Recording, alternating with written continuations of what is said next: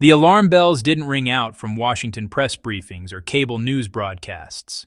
There were no emergency announcements, no viral videos, no flashing headlines warning of what was coming.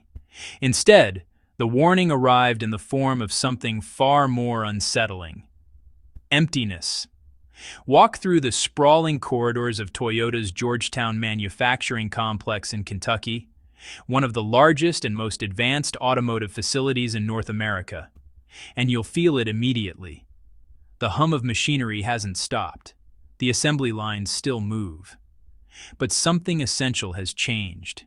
There's a tension in the air, a heaviness that even the most seasoned workers can sense but struggle to articulate. Veteran employees glance towards sections of the production floor that used to pulse with constant activity. Now those same areas sit dormant for hours at a time. Delivery trucks that once arrived in predictable waves now trickle in sporadically, sometimes days behind schedule. The premium Lexus assembly line, a source of pride and steady employment for thousands, has gone completely silent. The RAV4 production system, which normally churns out vehicles at a relentless pace, is operating well below capacity. But the real devastation isn't happening inside the factory walls. It's radiating outward, through the surrounding towns and communities that have built their entire economic lives around this single industrial heartbeat. Small manufacturing suppliers, many of them family-owned businesses that have served Toyota for over 2 decades, are quietly trimming work schedules. Employees who used to count on 40-hour weeks are now taking home paychecks for 30 or less. Independent trucking companies, once overwhelmed with contract work, are parked in silence, their drivers waiting for phone calls that never come. Diners along the highway, machine shops on the outskirts of town, parts distributors who thrived on volume, all of them are watching their customer base evaporate in real time. This wasn't caused by a recession. Consumer demand for vehicles like the RAV4 and Camry hasn't suddenly collapsed. The broader American economy, while facing headwinds, wasn't signaling a catastrophic downturn in the automotive sector. So what triggered this unraveling? The answer lies in a policy decision made thousands of miles away from the factory floor. A decision wrapped in the language of economic revival, draped in promises of bringing jobs back to American soil. But instead of strengthening the domestic auto industry, it ignited a chain reaction that is now tearing through one of the country's most vital economic pillars. And while American factories buckle under unforeseen pressure, another nation, quiet, methodical, and opportunistic, is positioning itself to become the new manufacturing powerhouse of North America. To understand how we got here, we need to step inside the plant itself and trace the first fractures as they began to spread. For more than 3 decades, Toyota's Georgetown plant has been far more than just another auto factory. It became a cornerstone of Kentucky's economy, a symbol of stability in a region where industrial decline had become all too familiar. Generations of families found work there. Entire communities synchronized their lives to its production schedule. When the plant thrived, the surrounding towns thrived with it. At its peak, the Georgetown facility employed over 9,000 people directly and supported tens of thousands more indirectly through its vast network of suppliers, contractors, and service providers. It wasn't just a workplace, it was an ecosystem. But that ecosystem is now under siege. Inside the plant, production supervisors are making difficult adjustments. Entire assembly sections that once operated at full throttle are now running intermittently. Work schedules that were locked in months in advance are being revised on a weekly basis. Over time, once a reliable source of extra income for workers has all but disappeared. Some teams have been reassigned. Others have been told to wait at home until further notice. The mood among workers reflects the uncertainty. These aren't people prone to panic or exaggeration. They've weathered downturns before. But many describe this moment as different. There's a gnawing sense that the foundation beneath them has shifted, and no one is quite sure when or if it will stabilize again. Beyond the factory gates, the economic ripples intensify. Take the network of small suppliers that feeds Toyota's operation. For decades, these businesses, precision machining shops, electronics manufacturers, plastic molding companies, operated on razor-thin margins, sustained by the sheer volume and predictability of Toyota's orders. Now, those orders are shrinking.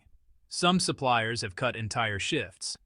Others have closed their doors temporarily, hoping the situation will improve. A few have begun the painful process of permanent shutdown. One trucking company owner, who asked not to be named, described the change bluntly. "We used to run 20 loads a week out of that plant. Now we're lucky if we get 5. The phone just doesn't ring like it used to. Local businesses feel it too. Restaurants near the plant that used to see packed lunch rushes now serve half-empty dining rooms. Gas stations report declining sales. Even the housing market in the area has started to cool, as workers facing reduced hours reconsider major financial commitments." None of this was supposed to happen. And critically, none of it was driven by natural market forces. There was no technological disruption that made Toyota's vehicles obsolete. There was no sudden shift in consumer preference away from reliable, mid-priced automobiles. The demand was still there. What changed was policy. A sweeping, aggressive trade policy enacted in Washington with the explicit goal of revitalizing American manufacturing. But the reality on the ground tells a very different story. The very policy designed to protect American workers is now threatening their livelihoods. And the worst part? This is just the beginning. The forces that disrupted Toyota's Georgetown plant are now spreading across the entire domestic auto industry, setting off a crisis that few saw coming and even fewer know how to stop. To understand how a well-intentioned policy became an economic wrecking ball, we need to go back to the moment the ground shifted. Earlier this year, the White House made a dramatic announcement: a sweeping 25% tariff on all imported automobiles and automotive components entering the United States. The rhetoric surrounding the move was bold and unapologetic. This was about protecting American jobs, revitalizing domestic manufacturing, and reclaiming industrial independence from foreign competitors. It was framed as economic patriotism, a course correction after decades of outsourcing and offshoring. On paper, the logic seemed straightforward. By making foreign-made vehicles and parts significantly more expensive, American manufacturers would gain a competitive advantage. Companies would be incentivized to shift production back to U.S. soil. Jobs would return. Factories would reopen. Communities hollowed out by globalization would see an industrial renaissance. But economic policy rarely unfolds as neatly as political speeches suggest. And within weeks of the tariffs taking effect, the consequences began cascading through the industry in ways that even skeptics hadn't fully anticipated. The immediate financial impact was staggering. According to industry analysts, automakers operating within the United States suddenly faced nearly $18 billion in additional costs within the first 12 months alone. That figure wasn't an abstract projection. It represented real money that had to be accounted for, absorbed, or passed along. And the pain wasn't limited to foreign brands. Because modern automotive manufacturing is deeply integrated across borders, even companies with significant U.S. operations found themselves hit hard. Parts that were manufactured in Mexico, Canada, Japan, or Europe, components that had been part of North American supply chains for decades, were now subject to the same punishing tariff rates. The result was a production collapse that shocked even seasoned industry observers. Within a single month, vehicle output across North America dropped by more than 20,000 units per day, a staggering 30% decline. Factories that had been running at near full capacity suddenly found themselves operating at a fraction of their normal pace. Global automakers, many of whom had invested billions of dollars in American facilities, were forced to make rapid strategic adjustments. Volvo, which had committed to expanding its South Carolina plant, put those plans on indefinite hold. Audi and Mercedes-Benz began quietly redirecting certain production lines to facilities in Europe and Asia, where tariff exposure was lower. Hyundai reassessed its entire North American footprint, exploring options in countries with more favorable trade agreements. For the companies that chose to remain and weather the storm, there was only one viable path forward: raise prices. And raise them they did. Within weeks of the tariffs taking effect, the average transaction price for a new vehicle in the United States crossed the $50,000 threshold for the first time in history. For middle-class families already stretched thin by inflation, rising housing costs, and stagnant wages, that number represented a psychological and financial barrier. The dream of purchasing a reliable new car, long considered a hallmark of economic stability, was slipping further out of reach. The irony was impossible to ignore. A policy explicitly designed to make American manufacturing more competitive had instead made it more expensive to produce vehicles domestically.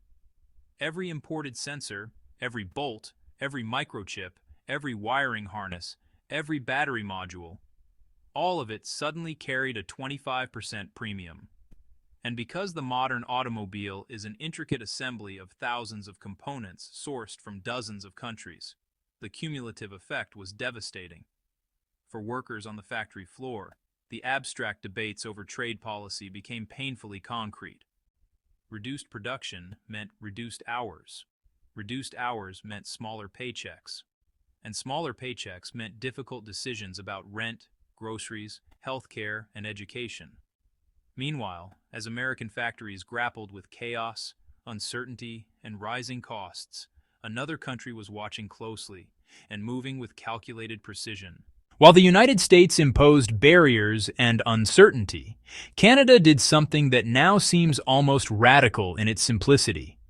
It offered stability. In the months following the U.S. tariff announcement, Ottawa made a deliberate choice to position Canada as the antidote to chaos.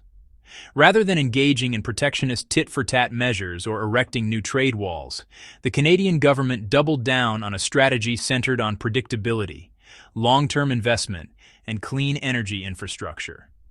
The message to global automakers was clear and consistent. Canada is open for business, and we're committed to making your investment secure. That message resonated, and it resonated fast. Honda was the first major player to make a move. In a stunning announcement, the Japanese automaker revealed plans for a record-breaking $15 billion investment to construct a massive electric vehicle and battery manufacturing complex in Ontario. It was the single largest project Honda had ever committed to in Canadian history. Backed by nearly $5 billion in combined federal and provincial government incentives, the sprawling facility is projected to create approximately 4,000 direct jobs and produce roughly 240,000 electric vehicles annually, alongside 36 gigawatt-hours of battery capacity by 2028. For a country of Canada's size, this represented a transformational economic commitment. But Honda wasn't alone. Toyota, facing mounting pressure in the United States, made a parallel decision. Rather than expanding its American operations amid tariff uncertainty, the company chose to deepen its footprint in Ontario, leveraging Canada's extensive trade network. Under agreements like the Comprehensive and Progressive Agreement for Trans-Pacific Partnership and the United States-Mexico-Canada Agreement, vehicles manufactured in Canada enjoy tariff-free access to more than 50 global markets, a stark contrast to the trade barriers now encircling U.S. production. Other manufacturers followed the same logic. Stellantis, General Motors' Canadian division, and a host of battery and parts suppliers all announced expansions or new investments in Canadian facilities. What had once been a steady but unremarkable flow of automotive investment into Canada suddenly became a flood. So what changed? Why did Canada, long seen as the quieter sibling in North American manufacturing, suddenly become the destination of choice? The answer lies in three strategic pillars that Canada emphasized while the U.S. lurched toward protectionism. First, policy consistency. Canadian officials made it clear that trade rules, tax incentives, and regulatory frameworks would remain stable over the long term. For companies planning investments that would take a decade to fully realize, that kind of certainty was invaluable. In contrast, U.S. policy had become erratic, subject to sudden shifts based on political winds, executive orders, and court challenges. Second, clean energy integration. Canada positioned itself as the ideal launchpad for the electric vehicle transition. With abundant hydroelectric power, access to critical minerals, and aggressive government support for battery technology, the country built an ecosystem specifically designed for the next generation of automotive manufacturing. Third, trade access. While the United States turned inward, Canada leveraged its trade agreements to offer manufacturers something American factories no longer could: seamless access to global markets. A vehicle built in Ontario could be sold in Tokyo, Sydney, or Mexico City without facing the punishing tariff structures now defining U.S. trade policy. This wasn't a dramatic revolution. There were no flashy political rallies or nationalistic slogans. It was a methodical, bureaucratic, almost boring approach. And it worked precisely because it was boring.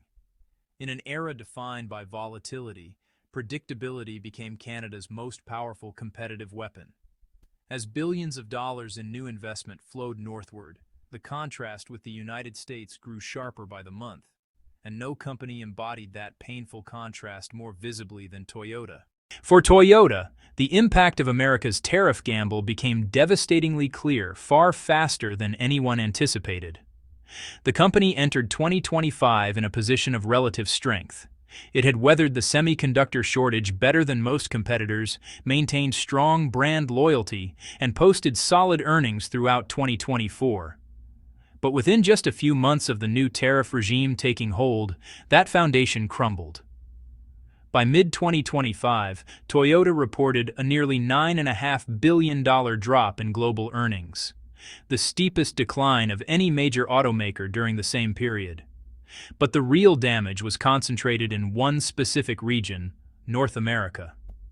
For years, Toyota's North American operations had been a reliable profit engine, consistently generating strong margins even during industry downturns.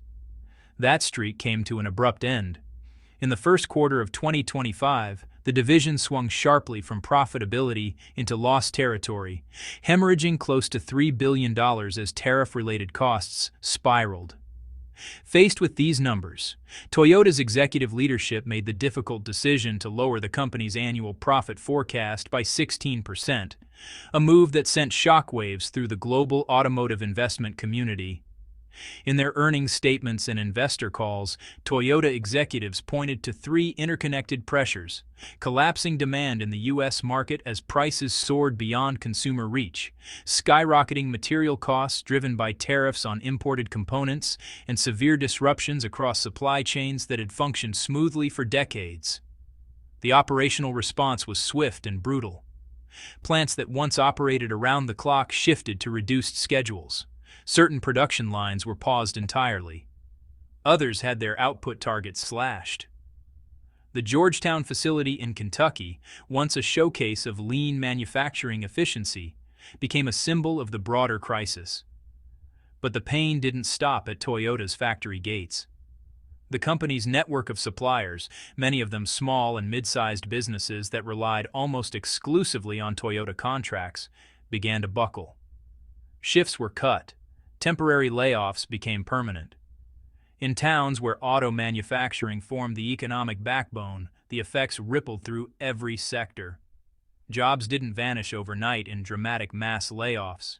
Instead, they drifted away quietly, a shift here, a closure there, a hiring freeze in one town, a relocation announcement in another.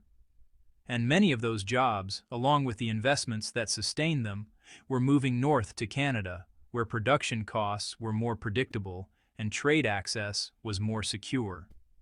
Inside Toyota's corporate offices, the situation was viewed not just as a financial setback, but as a stark warning. If a company with Toyota's resources, Operational discipline and strategic foresight was struggling to maintain stability under the new tariff regime. What hope did smaller, less diversified manufacturers have? The answer, as it turned out, was very little. The pressure on Toyota was a symptom of a much larger systemic failure unfolding across the entire American automotive supply chain. Here's a critical fact that often gets lost in trade policy debates. Nearly 40% of the value embedded in a vehicle assembled in the United States comes from imported components. That's not a flaw in the system. It's how modern manufacturing works. Automobiles are staggeringly complex products, requiring thousands of individual parts sourced from specialized suppliers scattered across the globe. When tariffs suddenly added a 25% surcharge to all those imported components, the financial math underpinning the entire industry collapsed. Consider the raw materials alone. Steel prices surged by 18%. Aluminum climbed 25%. Copper, essential for electrical systems and increasingly critical for electric vehicles, spiked by 40%. Industry analysts calculated that these material cost increases alone added roughly $3,000 to the base cost of manufacturing each vehicle in the United States. For large automakers with deep financial reserves, that was painful but survivable, at least in the short term. For the hundreds of small and mid-sized suppliers that form the backbone of the automotive ecosystem, it was existential. By mid-2025, more than 500 parts manufacturers across the United States had either suspended operations or shut down entirely. These weren't marginal players. Many were highly specialized firms producing components that couldn't easily be sourced elsewhere. Their closures created cascading shortages that further disrupted production schedules. Even the industry's giants weren't immune. Ford and General Motors both announced cuts to domestic production, trimming output by up to 10% and citing a combination of material shortages, rising logistics costs, and weakening demand. Auto transport companies, which depend on steady production volumes to keep their fleets moving, reported the lowest shipment levels in over 15 years. The human cost of this supply chain collapse is difficult to quantify but impossible to ignore. Factory workers, truck drivers, warehouse staff, logistics coordinators, quality inspectors, tens of thousands of people across dozens of industries found themselves facing reduced hours, pay cuts, or unemployment. What had begun as a policy decision in Washington had now metastasized into a full-blown industrial crisis, touching every stage of the automotive value chain from raw materials to final delivery. And as factories closed and workers lost jobs, another battle was unfolding, one that could determine not just the future of this specific policy, but the constitutional limits of presidential power itself. While factories struggled and supply chains fractured, the legal fight over the tariffs moved to the nation's highest court. A broad coalition of American businesses, ranging from small toy manufacturers to wine importers to electronics retailers, filed a lawsuit challenging the constitutional legitimacy of the president's tariffs. Their argument was straightforward. The tariffs had forced them to lay off workers, slash production, and in some cases sell products at a loss just to avoid total collapse. Two lower courts agreed with them. The U.S. Court of International Trade ruled that the president lacked the legal authority to impose these tariffs unilaterally, citing Article 1, Section 8 of the Constitution, which explicitly grants Congress, not the executive branch, the power to regulate commerce with foreign nations. The Federal Circuit Court of Appeals upheld that decision, setting the stage for a Supreme Court showdown with enormous implications. Inside the Supreme Court chambers, the skepticism was palpable from the opening arguments. Chief Justice John Roberts noted that the Emergency Economic Powers Act, the law the administration relied upon to justify the tariffs, makes no mention of tariffs whatsoever. Justice Elena Kagan pointed out that the statute lists numerous specific presidential powers during national emergencies, yet none of them clearly authorize the sweeping trade measures imposed in this case.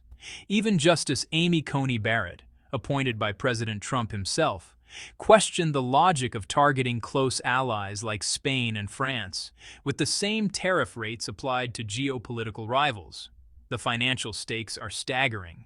U.S. Customs data indicates that tariffs imposed under Emergency Economic Powers Act authority have generated nearly $90 billion in revenue for the federal Treasury.